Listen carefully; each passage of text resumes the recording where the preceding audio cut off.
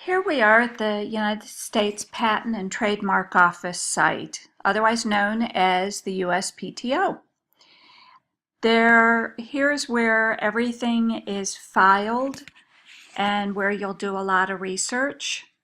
Their basic way to research things is very different than Google. They're still trying to get better, but if you're looking for a patent, you can do a patent search or patent by classification, but let me show you first where you would want to search for some of the patents that you pulled up on Google. You would want a full page with images. These are all the different ways you can search it. So if you do a quick search, they show you this page and you don't even know what you can search.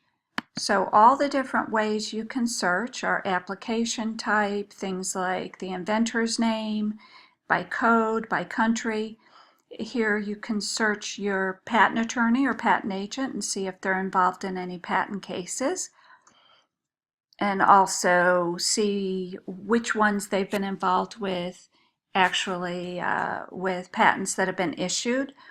But let's go into one of the patents you found before, and you'll pull it up by the inventor name, and you'll see that this inventor has 3 different patents, not including the one that's already patent pending. So this is a utility patent, these are design patents, but let's go back to this one. And again, it's the same information that you saw on the other one. Application number, document identifier.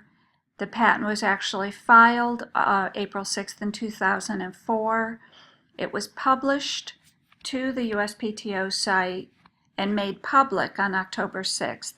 Your patent applications are private for 18 months, and then they're made public unless you request that they be held private.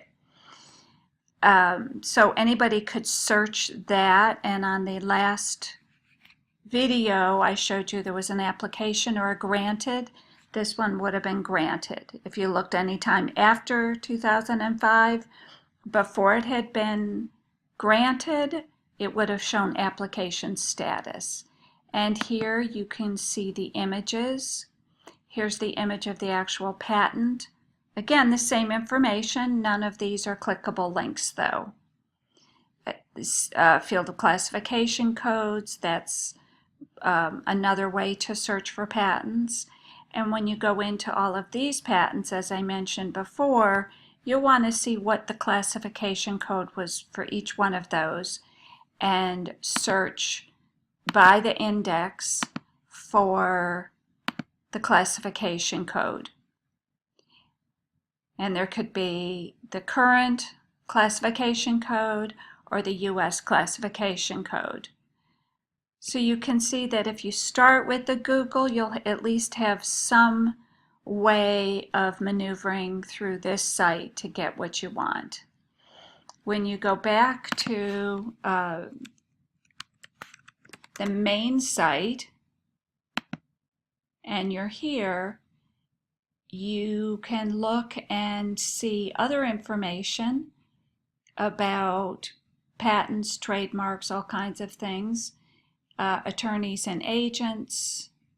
Here's a whole section for inventors and entrepreneurs. And the part that's interesting about this is with the education and the information, you'll definitely want to know about scam prevention and some of the companies that have been cited. So that's a quick intro into the USPTO. There's a lot of help here, and there's inventor resources to get you started, but at least if you start with the Google, you have some place to go and start researching here as well.